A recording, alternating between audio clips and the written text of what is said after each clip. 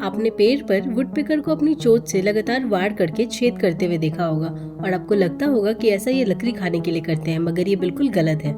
असल में इस पक्षी के पेड़ में छेद करने की वजह कुछ और ही है। ये पक्षी पेड़ की लकड़ी नहीं बल्कि उसमें मौजूद कीड़े मकोड़ों को खाने के लिए लकड़ी में छेद करते हैं और साथ ही ये तने में मौजूद रस भी पीते हैं। कई बार खोखले पेड़ों में छेद करके ये उसमें अपना घर भी बनाते हैं और वहीं रहते हैं। इनकी चोंच बेहद मजबूत होती है जो इन्हें ऐसा करने में मदद करती है। ऐसे ही और अमेजिंग वीडियोस के लिए सब्सक्राइब करना ना भूलें।